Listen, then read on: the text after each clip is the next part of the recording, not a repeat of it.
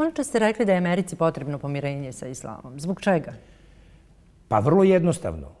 Dakle, prema nekim procenama, rekao sam već malo pre, muslimana na svetu danas ima oko 1.600.000.000. Ja mislim da je to prenaduvana cifra i da nije tačna.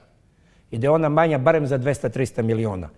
I vrlo jednostavno obrazložiti ovo što sam rekao. Prvo, islamski svet nema precizne popise. To je siromašan i neorganizovan svet. Nemojte da računate Saudijsku Arabiju i Ujedinjene Arapske Emirate. Gledajte šta se zbiva u muslimanskim zemljama drugim koji umiru od gladi, razumete? Prema tome, oni prenaduvavaju podatke koje niko ne može da proveri. Ali sve jedno muslimana ima sigurno preko 1 milijardu. Ako ih ima preko 1 milijardu, bilo kakvo ostvarivanje globalnog, političkog i ekonomskog poretka podrazumeva kooperaciju sa svim činiocima tog međunarodnog poretka. Ja sam malo pre rekao da imam veliko poštovanje za tu 1 milijardu ljudi iz vrlo jednostavnog razloga zato što su oni zaista cvet u bašti koju je čovečanstvo stvorilo. Ja se oduševljavam islamskim svetom. Džamijama, meždžidima, mostovima koji su muslimani radili, uopšte islamskom kulturom ja se oduševljavam. Dakle, vi ne možete bez te kulture. Dakle, vi s njom morate da nađete zajednički jezik. A sve što ste uradili u političkim odnosima dovelo je do krvavog pogoršavanja stanja sa muslimanima. Evo, ispričat ću vam nešto što malo ljudi zna. Reći ću vam ovu stvar. Dakle, u islamu postoje 3 sveta mesta. To su Meka, Medina i Jerusalim. Zašto su Meka i Medina interesanti za muslimane, to zna većina vaših gledalaca, Srba, mislim na Srbe muslimani znaju svi, a zašto je interesantan Jerusalim muslimani znaju, a Srbi i Hrvati ne znaju. Jerusalim je interesantan zato što je to 3. sveto mesto islama, odakle je prema verovanju muslimana Muhamed jedne noći na svom krilatom konju Buraku odleteo u nebo i onda se vratio na to mesto, odatle se vratio ponovo u Arabiju. Tu, na tom mestu, podignute su 2 džamije u korist te stvari i one se nalaze na platovu gde je nekad bio Solomonov hram. Jedna džamija je kupola na steni, vidi se često na televiziji sa pozlaćenim krovom, a druga je džamija Al-Aksa. Međutim, vrlo često se upotrebljava samo pojam Al-Aksa, pa tako gledaoci pogrešno zaključe. Znači, ide ime Al-Aksa, a ide slika ove kupole na steni.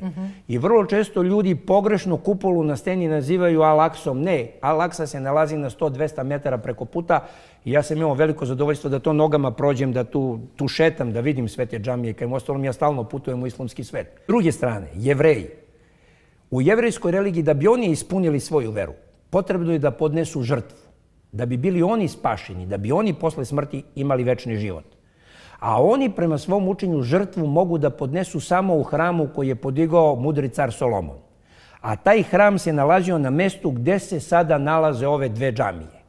Dakle, taj hram je srušen, poslednji ostaci hrama su srušeni 72. i 132. godine posle Hrista i od tada su Jevreji proterani iz Palestine, tamo ih nema.